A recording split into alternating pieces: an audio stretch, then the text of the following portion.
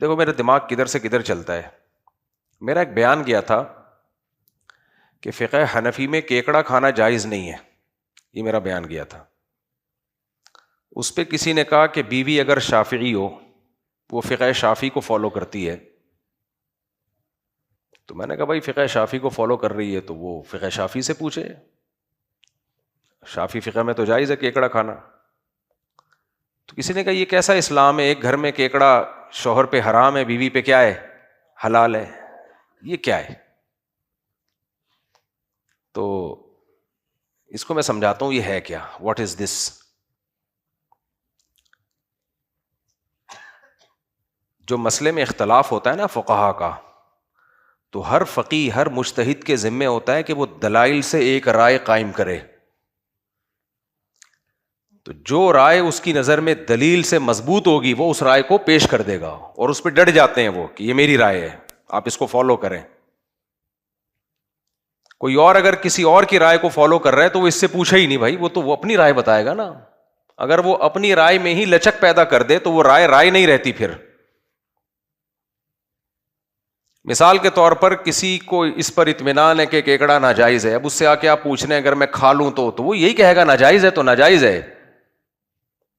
اگر آپ کو کسی دوسرے مفتی کی بات پر اعتماد ہے تو پھر ہم سے پوچھو ہی نہیں بھائی, پھر آپ دوسرے مفتی سے پوچھو. سمجھتے ہیں کہ نہیں سمجھتے؟ میں ایک مثال دیتا ہوں, وہی مثال بہت زبردست دلیل ہے. وہ صحیح ہے, بخاری کی حدیث ہے, نبی صلی اللہ علیہ وسلم نے بنو قریظہ کی طرف صحابہ کو بھیجا اور فرمایا کہ کوئی بھی عصر کی نماز اس وقت تک نہ پڑھے جب تک بنو قریظہ نہ پہنچ جائے. یہ ہمارے دوست ہیں مسقط میں اسماعیل بھائی, یہ کلپ بنا کے اسماعیل بھائی کو لازمی بھیجنا ہے. وہ اس طرح کے سوالات اٹھا رہے ہوتے ہیں, یہ کیا ایک گھر میں کیکڑا جائز بھی ہے کہ گھر میں کیکڑا, اس میں کوئی حرج نہیں ہے کہ بیگم شافعی فقہ کو فالو کر رہی ہے, وہ امام شافعی وہ کہے گی میں امام حنیفہ سے پوچھتی نہیں ہوں, میں تو امام شافعی کو فالو کرتی ہوں, تو ان کی جائز ہے تو کھاتی رہے, شوہر نہ کھائے. تو کوئی اتنا بڑا راکٹ سائنس اس میں ہے نہیں. یہی اسلام کا حسن ہے کہ اختلاف کو ایک ہی گھر کے اندر برداشت کیا گیا ہے.